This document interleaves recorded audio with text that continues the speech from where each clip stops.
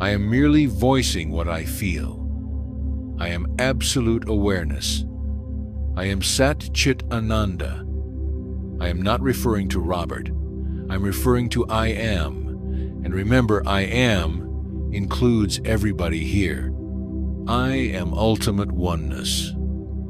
I was never born, and I can never die. I am total bliss, infinite happiness, divine awareness, pure intelligence. This is the I am. It has come to my attention that the mantra that I gave you a while back is a little confusing to most people. When you say the mantra, who am I?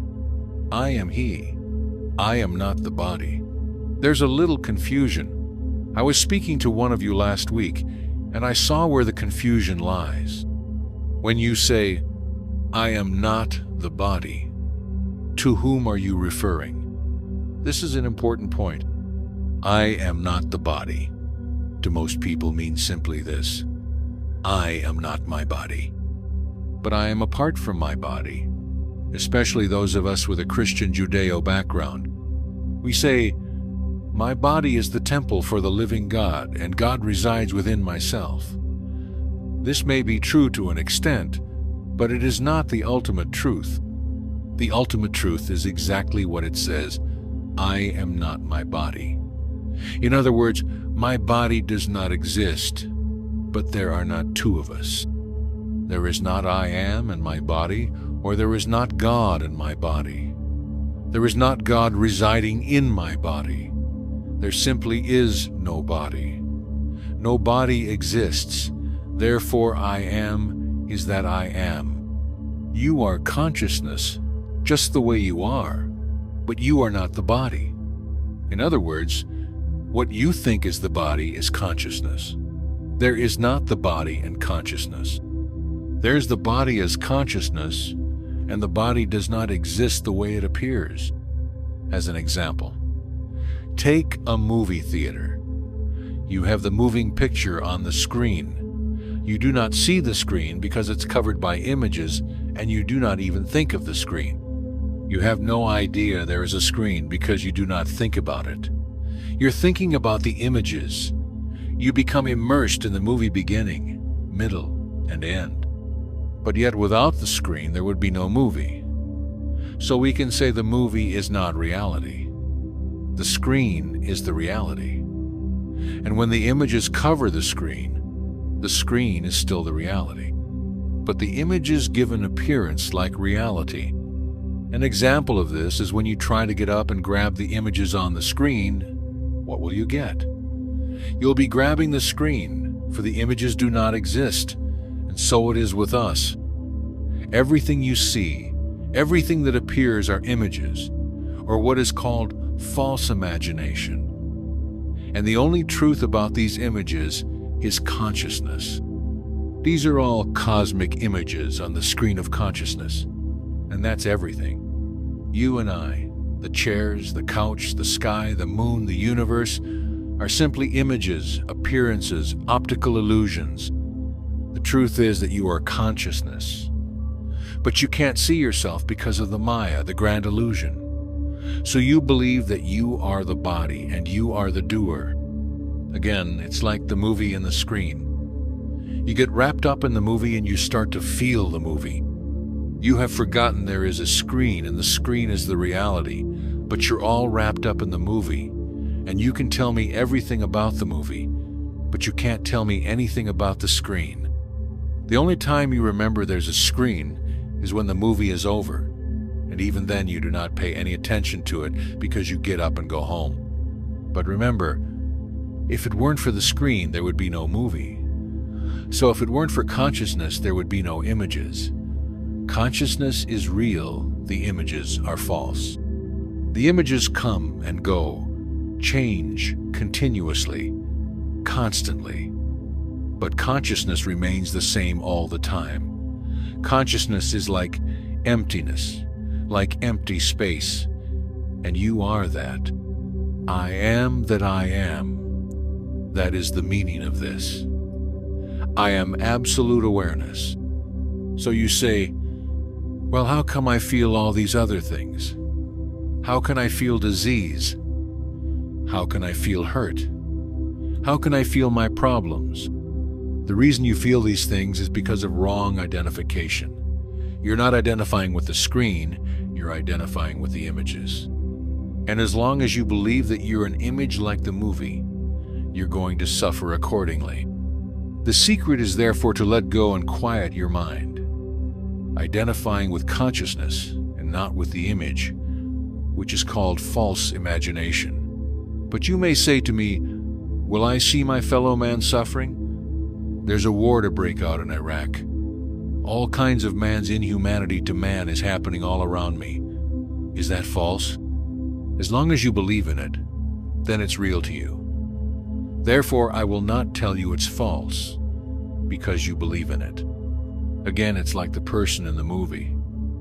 I tell them the screen is the reality, but they say, no, the images are real. I can see them. Can't you see the person killing somebody else? And somebody dying of cancer? And a bomb falling on the city? How can you say that's not real?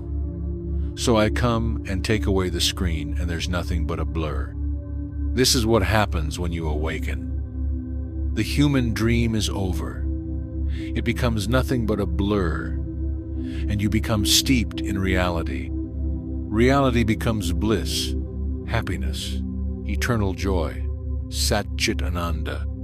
The question, therefore, is, how do I identify myself with consciousness? There's only one way, and that is to quiet your mind. Your mind has to become quiescent, still. When the mind is still, reality shines forth by itself. But as long as you accept images are problems, things that you see with your eyes and your senses and you think they're real, things that you feel, this is called false imagination. And because you feel these things first, you suffer accordingly. The secret is to transcend those feelings. And again, the only way to transcend those feelings is to quieten your mind. How do you quiet your mind? By taking time to be still. Be still and know that I am God. And if you can't become still by yourself, there are various methods, the highest one being self-inquiry. By simply asking yourself, whose mind is not still? Who feels all the images? Who suffers? Who becomes angry? Who identifies with the world? Again, don't make the mistake and believe that you are not the body, as I mentioned in the beginning. So you think you're separate. There are two of you. You think there's the body. And this is what advanced people who believe this now. They think they are not the body, but the body goes off by itself and does what it wants. But they are something else. This couldn't be further from the truth. There's only one ultimate oneness. One. There are never two. There's never the body and yourself. There's only the body as yourself. And as you see this, the body vanishes and disappears. It disappears because it never existed. That which exists must always exist. That which never existed must disappear. That's why the body gets old and dies, because it isn't real to begin with, it's an illusion. So, the real you is exactly what you are right now, the self. You are the self. You are not the body, but you are the self. It's one, not two. The body does not exist. If you're traveling in the desert and you see a body of water, compare the body of water to your body. You believe in it because you see it. Yet, when you get close to it, it's not there. It's an optical illusion. True? The same thing with your body. You see it, you carry it, you think it's yours, and you have identified with it. Why? Because of your mind. Your mind is the culprit. When the mind becomes still, everything disappears and you become the self, which you really are anyway. You have to use any method you have to quiet the mind. You must ask yourself, who am I? What is the source of the I? Where did the I come from? And then follow the I to its culmination. The I becomes like the mirage. It doesn't exist. When you follow the I deep inside your heart, you will find that the I never existed. Remember also that everything else is attached to the I. Every problem, the ego, the mind, everything is attached to this I.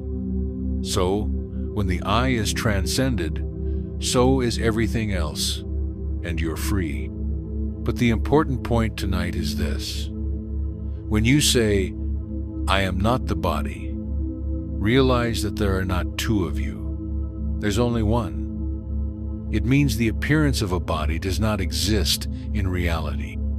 You are consciousness.